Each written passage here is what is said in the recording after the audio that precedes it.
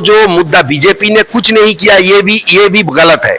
जो मुद्दा उठाया है, आप एक चीज देख लीजिए, हो नहीं हो, वो जो पाकिस्तान में जो अटैक हुआ था एक बार, जो पाकिस्तान में अंदर जाके जो सर्जिकल स्ट्राइक जो हुआ था, उसके बाद आप देखिए उसके पहले कितना पाकिस्तान से अटैक होता था, और उसके बाद देखिए अभी तक इतना अटैक। अभी आधा घंटा पहले उद्धव ठाकरे ने बोला कि जय महाराष्ट्र, तो वो खुद अपना जो स्टेट है उनको बोल रही है। कोई अगर आके बोलेगा उनका स्टेट के बारे में, अभिषेक बनर्जी गया वो बोलेगा बांग्ला का बारे में, ठीक है। अगर जोट इंडिया का है तो इंडिया को कैसे, देखिए वोटिंग का जो प्रोसेस होता है वो तो आदमी वोट देगा। के जो राज्यपाल है सी के आनंद बोस, उन्होंने अनुरोध किया था इसरो को कि एक बार आके आप सर्वे कीजिए, इसको सुरक्षा के दृष्टि से इसको कैसे ठीक किया जाए।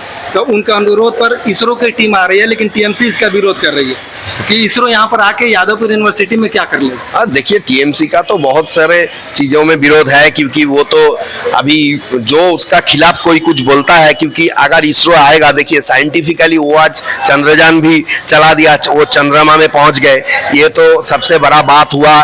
कोई दुनिया का कोई भी देश इतना दूर तक नहीं जा सका जो इसरो ने करके दिखाया।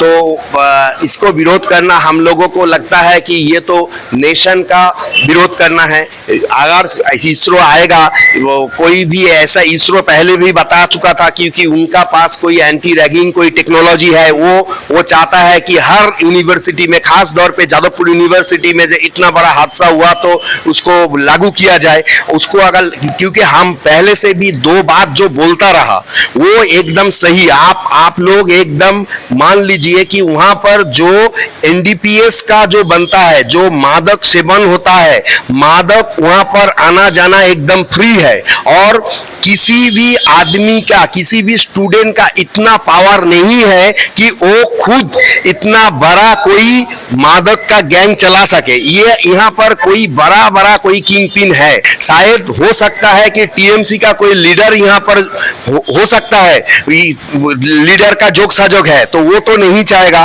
क्योंकि आप जानते ही है एक बात, जैसा हम देख रहे हैं कि प्राक्तन जो शिक्षा मंत्री है वो भी जेल चला गया, और बहुत सारे जो नेता मंत्री है उसका ऊपर ईडी सीबीआई का चार्जेस है, आना जाना लगा रहता है, और वो और भी नहीं चाहता कि फिर भी कोई आदमी का नाम आ जाए, फिर भी टीएमसी बहुत दिक्कत में आ जाए, वो ये नहीं चाहता है। अभी आधा घंटा पहले उद्धव ठाकरे ने बोला कि जय महाराष्ट्र, तो वो खुद अपना जो स्टेट है उनको बोल रही है। कोई अगर आके बोलेगा उनका स्टेट के बारे में, अभिषेक बनर्जी गया वो बोलेगा बांग्ला का बारे में, ठीक है। अगर जोट इंडिया का है तो इंडिया को कैसे, देखिए वोटिंग का जो प्रोसेस होता है वो तो आदमी वोट देगा, और आदमी आज जो सोशल मीडिया का जो युग चल रहा है, आदमी बहुत इंटेलिजेंट है। आदमी को यही सोचना चाहिए, पूरा देश भर का जो आदमी है यही सोचना चाहिए कि हम किसी को वोट देंगे, जो जिसको भी वोट देंगे, हम मान लीजिए कि हम यहाँ पर तृणमूल कांग्रेस को वोट देंगे, किसी पे वहां पर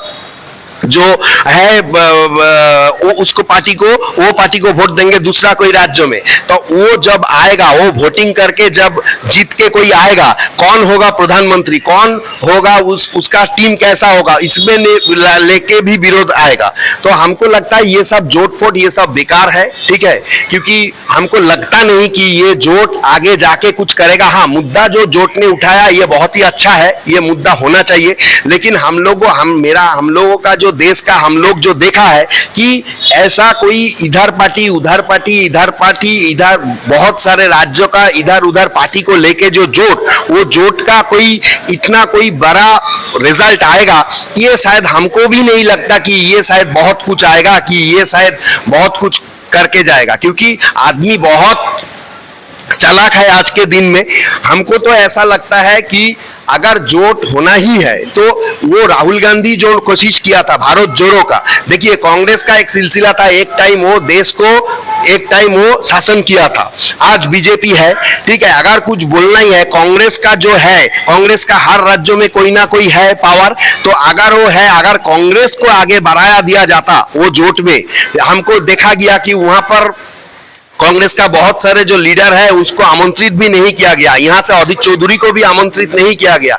ये हमको लगता है कि ये जोट का भविष्य कुछ बहुत बड़ा, हाँ मुद्दा अच्छा है, लेकिन जोट का भविष्य जो हमको लगता है कोई उज्जवल नहीं है। वो जोट आएगा, कौन प्रधानमंत्री बनेगा, ये तो बात बहुत दूर का बात है। क्योंकि देखिए हम समालोचना करते हैं, लेकिन एक बात आपको मानना चाहिए, समालोचना, आलोचना, डिस्कशन सब कुछ होना चाहिए। देखिए वो जो बोल रहा है कि पेट्रोल का भाव बढ़ रहा है, इसका भाव बढ़ रहा है, हाँ उसको कमाना चाहिए, गैस का भाव बढ़ रहा है उसको कमाना चाहिए, लेकिन जो मुद्दा बीजेपी ने कुछ नहीं किया, ये भी गलत है।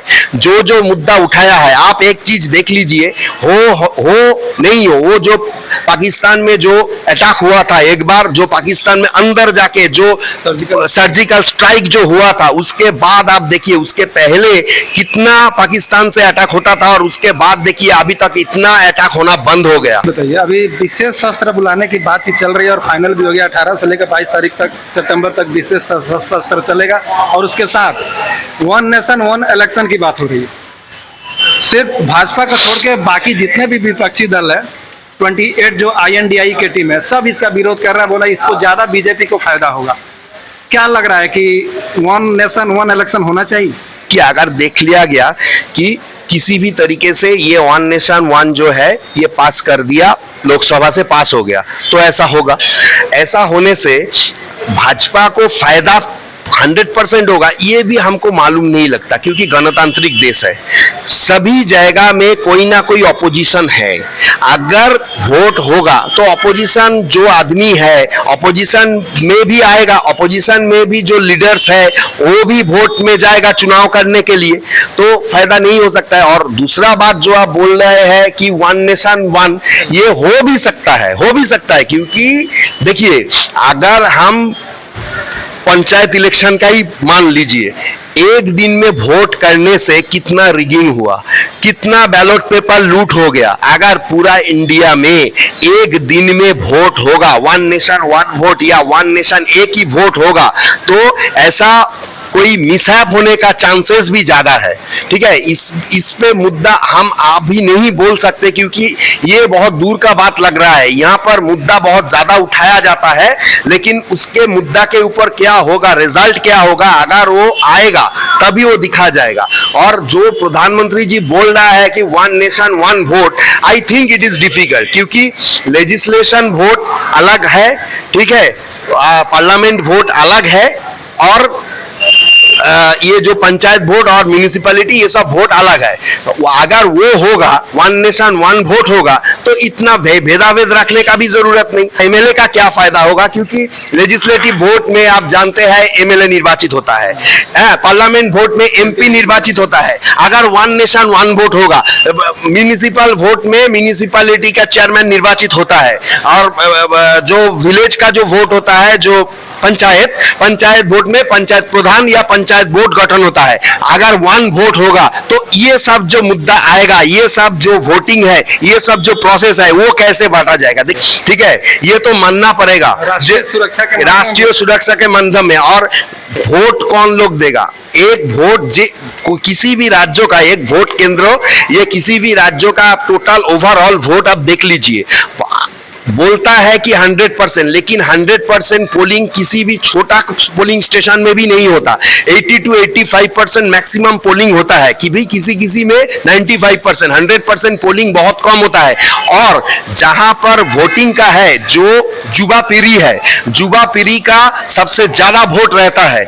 युवा पीढ़ी ने चाहा, इसलिए 2 बार बीजेपी ने आया, ठीक है। और बीजेपी का जो मुद्दा है, अगर आप ओवरऑल देखें तो इतना खराब कुछ बीजेपी किया ये हमको मालूम नहीं होता, क्योंकि देखिए हम भी बीजेपी का विरोध में है, लेकिन ऐसा तो कोई आदमी किसको वोट देंगे, ऐसा कोई आदमी आएगा क्या, ऐसा कोई दल, ऐसा कोई पार्टी आएगा जहां पर पूरा देश में जिसका सम्मान है, पूरा देश में जिसका कोई ना कोई पहचान है, कोई हवा में ऊपर जाके वो इंडिया बनाया तो वोट दे दो, ऐसा नहीं होगा। ठीक है, देखिए जोट आप जितना चाहे बना सकते हैं, लेकिन वोटिंग जो प्रोसेस है वो तो जनरल पब्लिक देगा। हम लगता नहीं कि ऐसा कोई जोट आज बना दिया कि खाली जनरल पब्लिक आके जोट को वोट दे देगा, उसका सिर्फ मुद्दा अच्छा है, ऐसा नहीं हो सकता। हमको इसको आगे आगे चल के हमको नहीं लगता है। अच्छा, एक बात, ये बोलने का तो बहुत सहज है, लेकिन आप लोग को तो ये सब भी तो सोच के बोलना चाहिए।